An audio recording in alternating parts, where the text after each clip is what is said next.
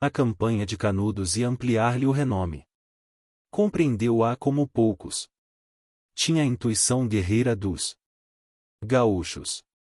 De posse de sua brigada e abalando com ela, isolado, para Simão Dias, onde chegou a 4 de maio, modelara-a em pequeno corpo de exército adaptando-a às exigências da luta. Aligeirou-a, adestrou-a, e como era impossível transmudara. Instrução prática de soldados que vinham de um severo exercício de batalhas nos campos do Rio Grande, procurou, malgrado o antagonismo do terreno, dar-lhe, em parte, a mesma celeridade das marchas, o mesmo arranco vertiginoso das cargas. Escolheu, entre as companhias do 31º, 60 homens, cavaleiros adestrados, decaídos monarcas das coxilhas inaptos ao passo tardo dos pelotões de infantaria. E constituiu com eles um esquadrão de lanceiros, entregando-os ao comando de um alferes. Era uma inovação. E parecia um erro. A arma fria e silenciosa de Dragomirov, feita para os arrancos e choques nas estepes e nas pampas, à primeira vista se impropriava em absoluto aquele solo revolto e recamado de espinheiros. Entretanto, mais tarde se verificou o alcance da medida. Os improvisados lanceiros tinham a prática das corridas pulando sobre as covas de touro das Campinas do Sul. Vingaram de idêntico modo os barrocais do sertão. Fizeram reconhecimentos preciosos. E mais tarde, quando se reuniram as colunas no ermo da favela, a lança fez-se-lhes a guilhada do vaqueiro, no arrebanhar o gado esparso pelas cercanias, único sustento com que contava a tropa combalida. Esta função dupla patenteou-se valiosíssima, sob o primeiro aspecto, logo ao partir a divisão do general Savage de Jeremoabo para Canudos. Levava esclarecida a marcha. Dias antes, 20 soldados daquele esquadrão haviam batido a estrada até as cercanias do povoado, e do reconhecimento resultava estar, aquela, franca até a Serra Vermelha onde o terreno se acidenta nos primeiros cerros de Cocorobó. A coluna em marcha de 2 léguas por dia, beirando o Vazabarris, passando sucessivamente pelos pequenos sítios de Passagem, Canabrava, Brejinho, Mauari, Canché, Estrada Velha e de Serra Vermelha, chegou àquele ponto a 25 de junho. Certa de encontrar o inimigo.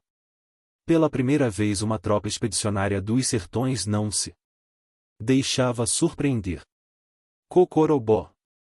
Cocorobó, nome que caracteriza não uma serra única mas, sem número delas, recorda restos de antiquíssimos cânions, vales de erosão ou quebradas, abertos pelo Vazabarris em remotas idades, quando incomparavelmente maior e fluía talvez de grande lago que cobria a planície rugada de Canudos.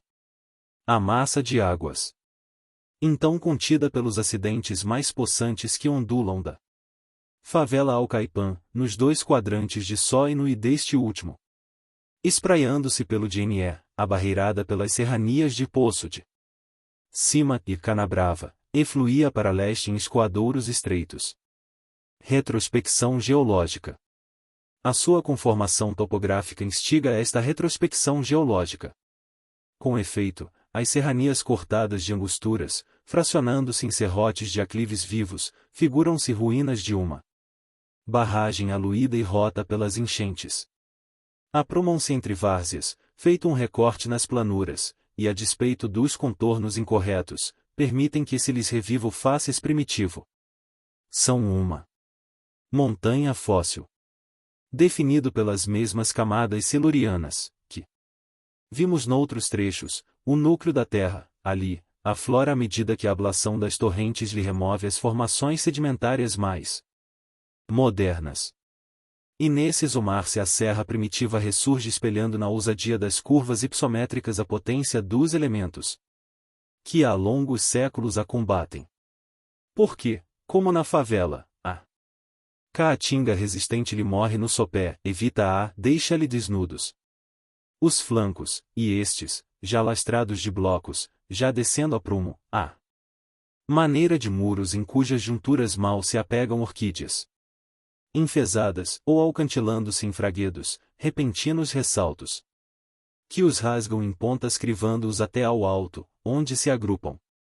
Em grimpas serreadas, contrastam com os terrenos achanados em roda, não já na forma, senão na estrutura definidora. Quem segue de Canudos para Jeremoabo depara, entretanto, com uma passagem única à brecha profunda por onde se enfia o Vazabarris, correndo para o levante. Rompe-á com ele, porque o rio é a única vereda, trilhando-lhe o leito vazio, e, transcorridos alguns metros, acredita haver varado por um postigo estreito. Acaba-se o desfiladeiro. Afastam-se vivamente as rampas abruptas que o formam, arqueando-se e desatando-se por diante, fronteando-se, contrapostas às concavidades numa arqueadura de anfiteatro amplíssimo.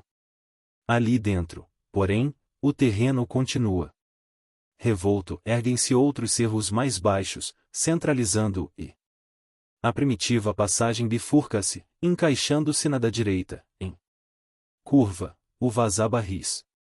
Estas duas gargantas de larguras variáveis, apertando-se de cerca de 20 metros em dados pontos, progridem, encurvando-se a pouco e pouco, segundo o traçado dos dois galhos exteriores da serra e, acompanhando-os, aproximam-se convergentes, depois do primitivo afastamento, até se unirem outra vez, formando outra passagem única sobre a estrada de Jeremoabo. Aos lados de ambas antes deste cruzamento, em grande percurso, fronteiam os taludes dos cerros centrais com os das duas vertentes laterais, envolventes e maiores, eriçadas de penhascos acumulados a esmo ou agrupando-se em socalcos, repartindo-se em sucessivos patamares à maneira de galerias de um coliseu monstruoso.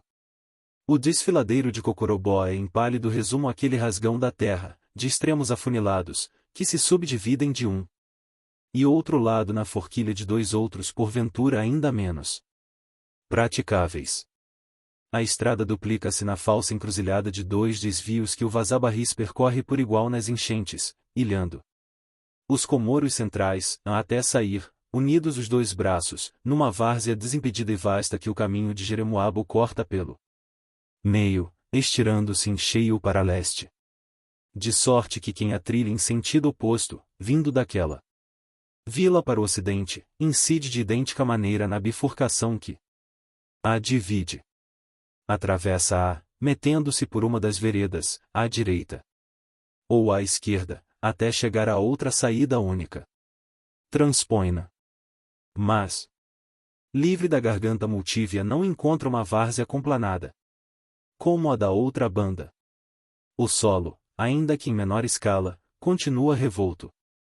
O Vazabarris, contorcido em meandros, alonga-se, entalado, entre cerros sucessivos. A estrada que o fraudeia, ou acompanha-lhe o leito, perturba-se em atalhos, ondulante, tornejando sem número de encostas, derivando em aladeirados, e vai até ao vale de um ribeirão efêmero, ao qual deu o nome um dos cabecilhas sertanejos que ali tinha a vivenda, Macambira. Segue dali, perlongando qualquer das bordas do rio, até Canudos, menos de 2 léguas na frente. Diante das trincheiras. A vanguarda da força marchando neste sentido fez alto uns 500 metros antes daquela barreira, no dia 25 de junho. Pouco antes do meio-dia. O esquadrão de lanceiros descobrira o inimigo. Abeirara-se, galopando, dos entrincheiramentos grosseiros e vira-os, de relance. Recebido a tiro, volvera toda a rédea, perdendo 2 praças feridas, para junto da 5ª Brigada na testa da coluna, que desenvolveu imediatamente em atiradores um dos seus batalhões, o 40º, do Major Nonato de Seixas, enquanto os 2 outros, o 34º e o 35º, se dispunham de reforço. O general Savage, prevenido do encontro, adiantara-se acompanhando a 4ª Brigada. Estacou a 400 metros da vanguarda, a fim de aguardar a 6ª, a divisão de artilharia. e os comboios marchando ainda cerca de 3 quilômetros à retaguarda. Enquanto isto passava, os corpos avançados, mais de 800 homens ao mando do coronel Serra Martins, iniciavam o ataque num tiroteio nutrido, em que os fogos irregulares da linha de atiradores se intermeavam das descargas rolantes dos pelotões, que a reforçavam mais de perto, revidando vigorosamente aos tiros dos antagonistas. Estes sustentaram o choque com valor. Audaciosos e tenazes, diz a parte do combate do comando-geral, qualidades essas que eram ao que parece reforçadas pelas excelentes posições que ocupavam, as quais dominavam a planície em toda a extensão e grande trecho da estrada, não arredaram pé e ao contrário aceitaram e sustentaram com firmeza e energia o ataque, rompendo renhida fuzilaria sobre os nossos, tanto que começamos a ter algumas baixas por mortes e ferimentos. Era, como se vê, a reprodução justalinear dos episódios do Cambaio e da favela. Os sertanejos reviviam em cenário idêntico todas as peripécias do dramalhão sinistro e monótono de que eram protagonistas. Invisíveis. Um maior tirocínio na guerra não lhes variava o sistema, certo porque este, pela própria excelência, não comportava corretivos ou aditamentos. Atiravam, a seguro, do alto daqueles parapeitos desmantelados sobre a força, inteiramente em alvo na planura descoberta e rasa embaixo. E os seus projetis começaram a rarear-lhe as fileiras mais próximas, derrubando os atiradores, caindo, adiante, entre os corpos que os apoiavam e, irradiando para mais longe em trajetórias altas, sulcando as últimas seções da retaguarda, expandindo-se, dominantes, sobre a expedição inteira. Não se adensavam, contudo, em descargas por demais cerradas. A justeza substituía-lhes a quantidade. Percebia-se que os atiravam combatentes ávaros no contar, um a um, os cartuchos, timbrando em não perderem um único, firmando-os em pontarias cuidadosas. De sorte que, no fim de algum tempo, o tiroteio calculado, ante o qual estrondavam terrivelmente 800 Mannlichers, começou de se tornar funestíssimo. A 5ª Brigada foi admirável de disciplina, afrontando-o por 2 horas, na posição em que estacara, à margem do Vazabarris, abrigando-se entre os ralos arbustos que a revestem. Não adiantara, em todo esse tempo, um passo. A um simples lance de vista punham-se, de manifesto, os riscos de uma investida visando as 2 angosturas, que se lhe abriam fronteiras, e imporiam, durante o assalto, um desfilar em seções diminutas, capaz de lhe anular o vigor precisamente na fase mais decisiva. Por outro lado não havia evitá-las, contornando-as. À direita e à esquerda se sucediam montes crespos de contrafortes, e procurar entre eles um desvio qualquer pressupunha uma marcha de flanco, talvez dilatada, sob a vigilância do inimigo, o que seria problematizar ainda mais qualquer sucesso vantajoso. O general Savage taquilatou com firmeza a conjuntura gravíssima, em que pese aos seus 8 batalhões, magnificamente armados, a luta era desigual. Depois de uma marcha segura, esclarecida por explorações eficazes que predeterminaram o dia e a sede do recontro, tinha-os, ali, havia 2 horas, manietados, sacrificados inúteis, sob o espingardeamento impune de um ajuntamento de matutos. Transe requeria combinações concretas, de momento, improvisos de estratégia, repentinos e de pronto executados. Nas aperturas do dilema acima exposto, porém, e diante do contraste das posições adversas, nenhum ocorria capaz de o resolver. O alvitre do momento resumia-se no reagir, arrostando tudo, ao bárbaro fuzilamento. Foi reforçada a vanguarda. Chegará a divisão de artilharia e um dos Krupps destacou-se logo para junto das linhas avançadas. Bombardeou-se a montanha. Arrojadas de perto as granadas. e lanternetas, batendo-lhe em cheio os flancos ou ricochetando. Confundiam nos ares as balas e estilhas de ferro com o lastro. Aspérrimo das encostas rijamente varridas, e, arrebentando entre fraguedos, deslocando-os, derrubando-os, fazendo-os rolar. Com estrépito pelos pendores abaixo, como um súbito derruir de lanços de muralhas, pareciam desmascarar inteiramente as posições contrárias. Mas foram contraproducentes. E estimularam. Réplica violentíssima, estupenda, inexplicável, excluindo maior e mais viva dentre o desabamento das trincheiras. Os atiradores suportavam-na a custo. Rareavam. Os 2 batalhões de reforço, francamente engajados na ação, sacrificavam-se inutilmente tendo, crescente, o número de baixas. O resto da expedição, estirada em colunas numa linha de 2 quilômetros para a retaguarda, permanecia imóvel. Era quase um revés.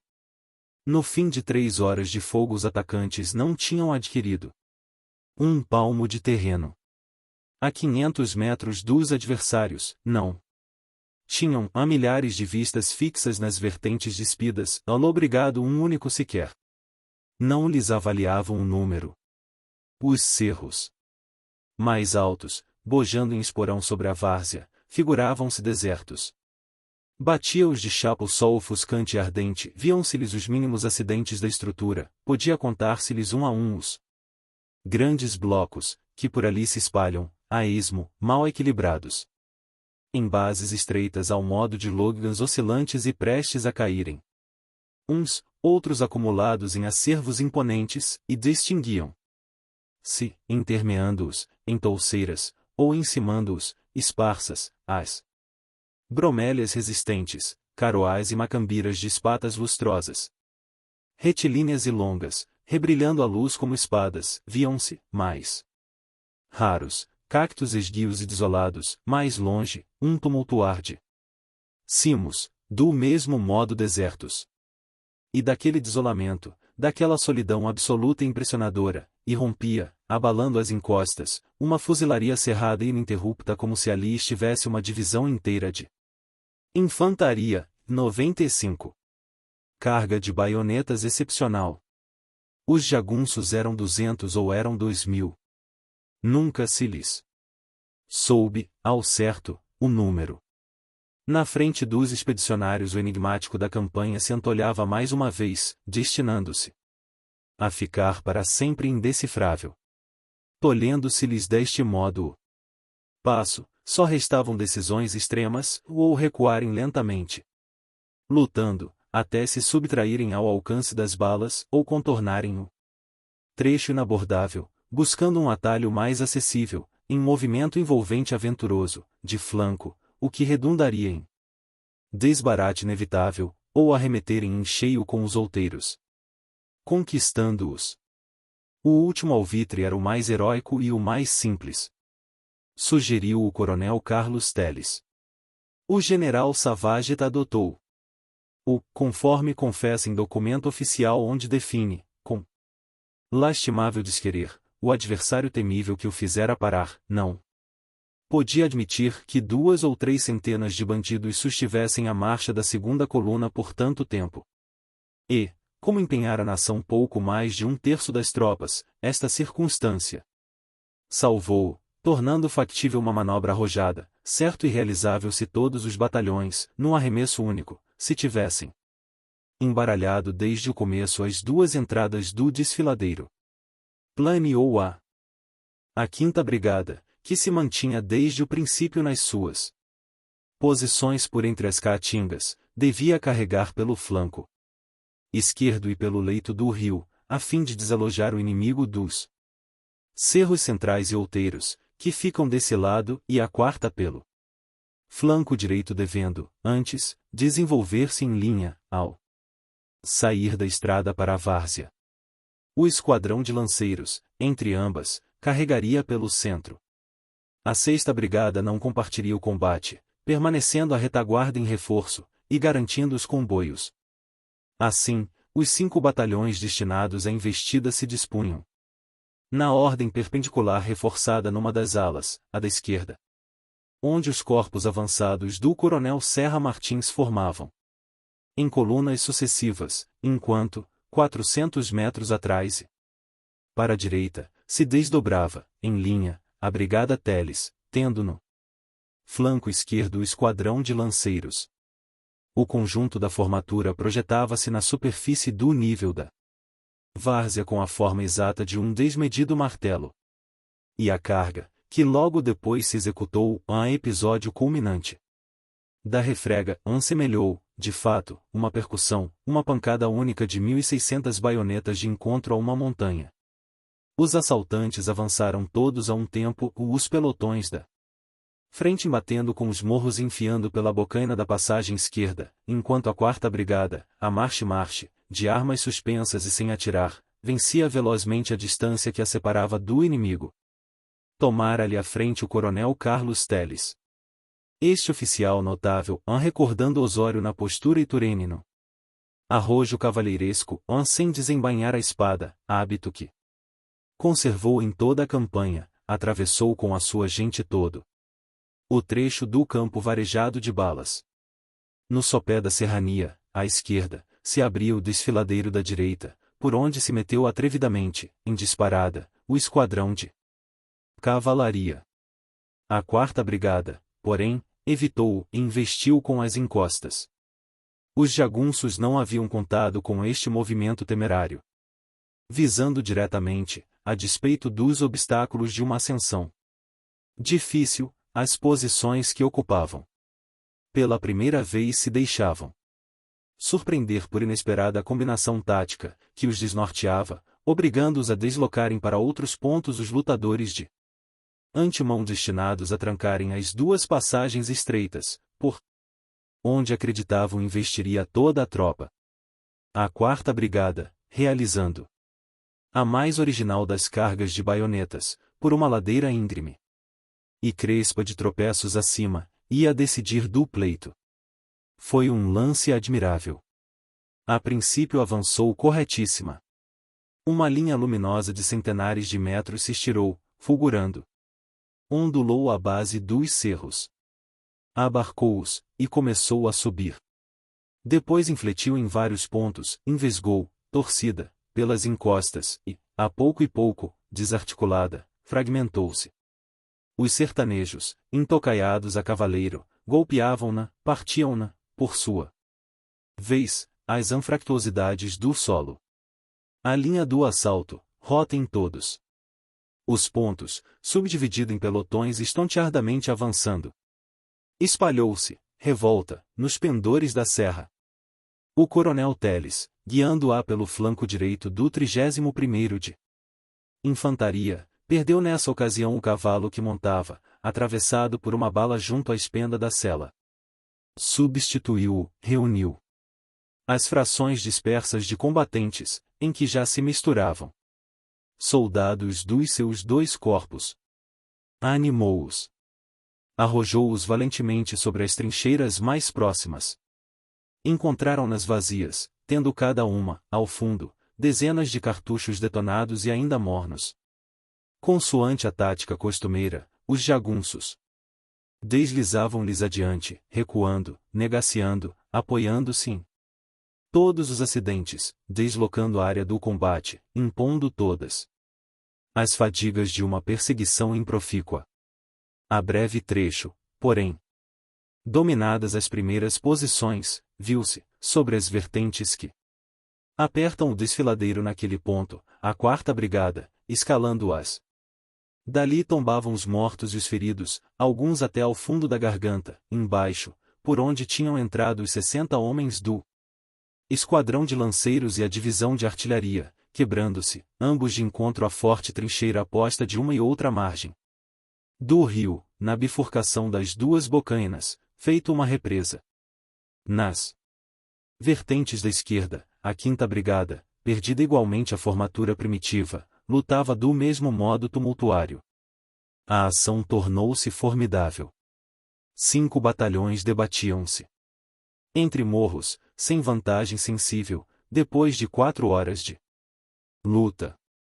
aumentara grandemente o número de feridos repulsados do alvoroto das cargas, titubeantes, caindo ou arrimando-se às espingardas, errantes pelas faldas, descendo-as, entre os mortos por ali jacentes, a esmo. Embaixo, no vale estreito, viam-se, sem dono, disparados em todos os sentidos, relinchando de pavor, os cavalos do esquadrão de lanceiros, que arrebentara arrojadamente sobre a forte trincheira do rio. A travessia.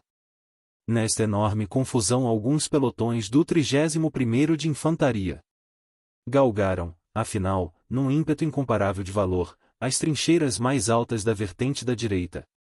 E cortadas, deste modo, as guarnições das que se sucediam a espaços pela linha de cumeadas. Abandonaram-nas inesperadamente. Não era o recuo temeroso habitual, era a fuga. Os adversários foram ali, vistos de relance.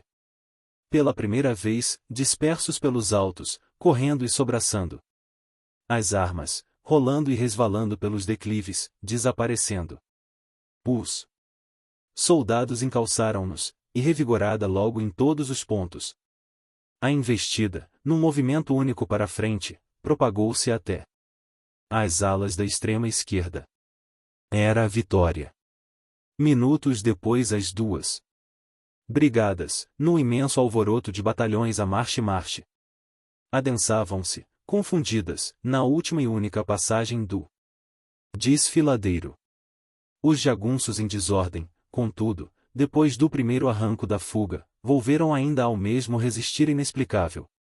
Abandonando as posições e franqueando a travessia perigosa, recebiam, de longe, os triunfadores, a tiros longamente espaçados. O general Savage foi atingido e desmontado juntamente com um ajudante de ordens e parte do piquete quando, a retaguarda da coluna, penetrava a garganta da direita e já se ouviam, ao longe, as aclamações triunfais dos combatentes da vanguarda. Como sempre, os sertanejos tornavam incompleto o sucesso, ressurgindo inexplicavelmente dentre os estragos de um combate perdido. Batidos não se deixavam esmagar. Desalojados de todos os pontos, abroquelavam-se noutros, vencidos e ameaçadores, fugindo e trucidando como os partas. Haviam, entretanto, sofrido sério revés, e a denominação, que ulteriormente deram de batalhão talentoso. A coluna que lhe o infligira, por si só o denota. Porque o combate de Cocorobó, a princípio vacilante, indeciso numa dilação de 3 horas de tiroteios ineficazes, e ultimando-se por uma carga de baionetas fulminante, foi, de fato, um raro golpe de audácia apenas justificável, se não pelo dispositivo das tropas que o vibraram. Pela sua natureza especial. Predominava nas fileiras o soldado rio-grandense. E o gaúcho destemeroso, se é frágil ao suportar as lentas provações da guerra, não tem par no se despenhar em súbitos lances temerários.